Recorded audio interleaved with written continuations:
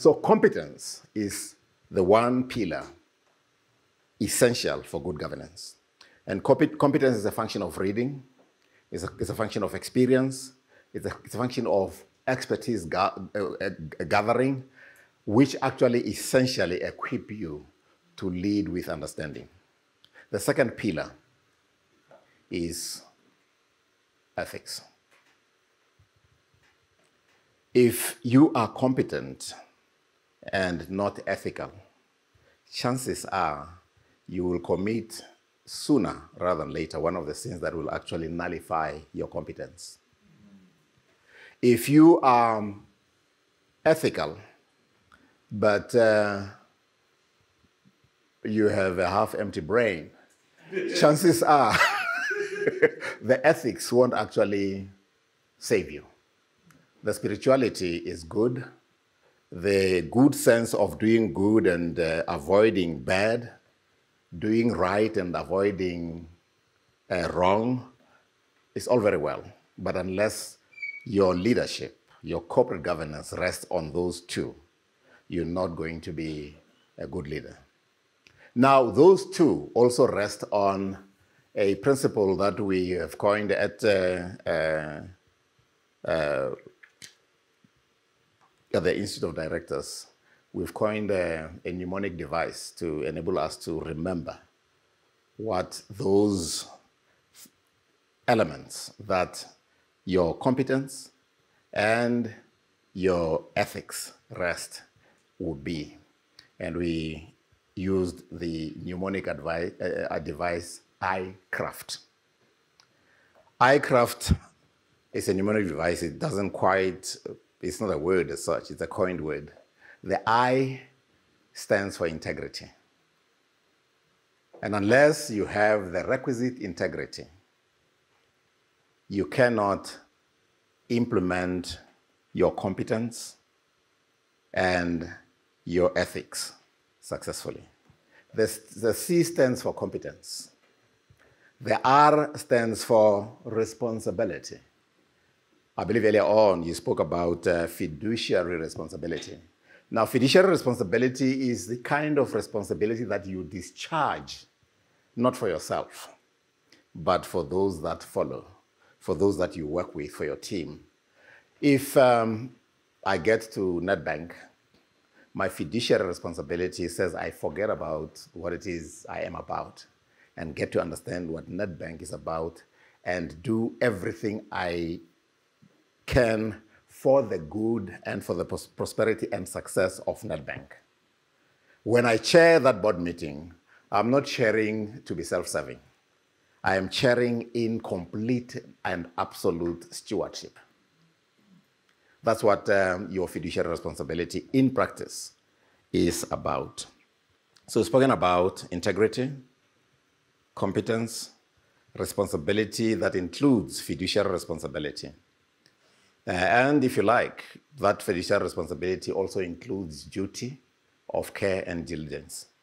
If you are a director of a company, don't go to the board meeting without having read your board pack. Don't go there looking forward to demolishing a mountain of biscuits. Go there fully prepared. If you go there and you're not fully prepared, you are derelict where the duty of care and diligence are concerned. And this is the guilt of very highly experienced directors. I said, no, I'll prepare 3 or 4 questions and I'll come across as having read. And they get to the board meeting and they have not read. So what I used to do when I was a chairman of some company was to say, well, colleagues, as chairman, I'm first amongst equals. And I have a prerogative to pounce. So if you come here unprepared, I'll pounce on you and ask a question that will actually expose your ignorance. And peer pressure, even at board level, is very, very significant. People don't want to be embarrassed amongst their peers. So even as people ask questions and make comments, if you keep quiet and take it, you're hiding. I was the kind of chairman who would occasionally house and ask you a question to actually expose or to test whether or not you have read. How far have you gone? Integrity, competence, responsibility, A, accountability. It doesn't matter what it is you do. If you are leading in a fiduciary responsibility, if you are discharging quintessential stewardship, you are accountable to those that you purport to lead. Accountable. And in terms of King 4, you are accountable not only to the shareholders. The shareholders are but one stakeholder.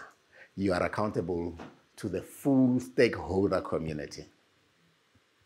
You're even accountable to your competition because you're supposed to compete, but compete fairly. Don't put logs on the roads of your competition, and as they stumble over the logs and you are running ahead and take it, you're better. So, if you talk about accountability, it's accountability across the board. You're accountable to the shareholders, accountable to the employees, accountable to your consumers, accountable to the community, accountable to the environment, accountable overall.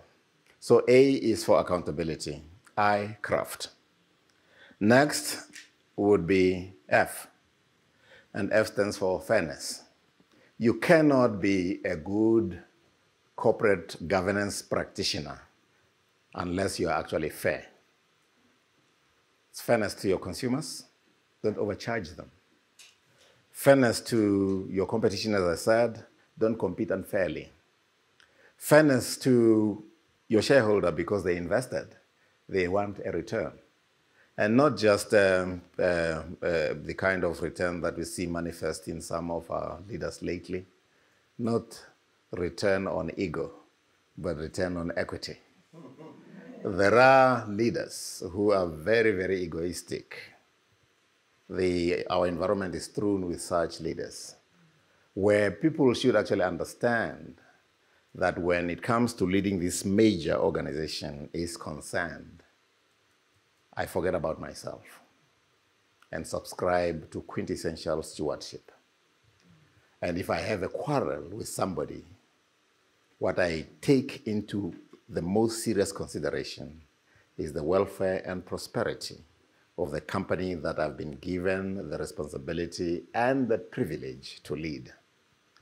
You solve problems not by going out there, as my readership of the Bible together with my son. My son preaches. I used to preach, I am hopeless lately. And my father preached as well. Tell it not in Gath. In other words, if there are things to be resolved internally, and contain and suture, are the doctors here, and suture the wound sooner rather than later, do it internally. Because once you go out, then you are preoccupied with losing face. Yeah. Once you go out, there's egg on your face, and it's the kind of egg that sticks. Yeah. So you're preoccupied with, hey, what shall I do about my egg on the face? When in fact, you could actually have resolved this thing internally. My argument about corporate governance is that the chairman and the chief executive must work together, almost like in perfect tango. I'm not saying they should be sweethearts. I am suggesting that they should not tramp on each other's toes. They should understand complementarity. And if you understand that, if you have differences, you'll understand that by and large, you are complementary, but that you are not one person. So from time to time, there'll be variance. At times it will be covariance, you'll vary together.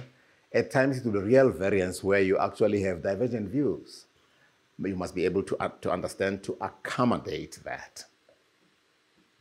So part of the fairness that I'm talking about has to do with that.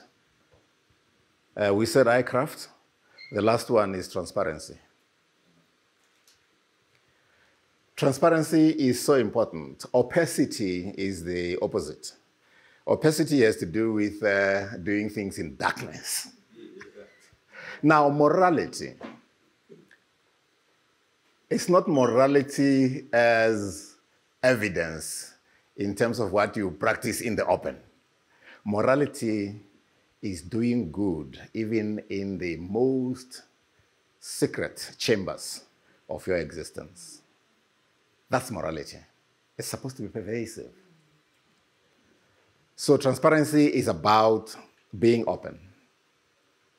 And the openness lately has to do with also letting the world know how much you earn. Virtually all of the organizations that I've worked with actually declare from the chairman, so that people can tell, this guy is not working hard enough. We're overpaying him. It has to do with even the chief executive. We have to know the full package that he has, whether it's the incentive part or the initial total cost to company. It's got to be known. So transparency has got to do with that. And you should behave and lead in a manner that people can see and see through.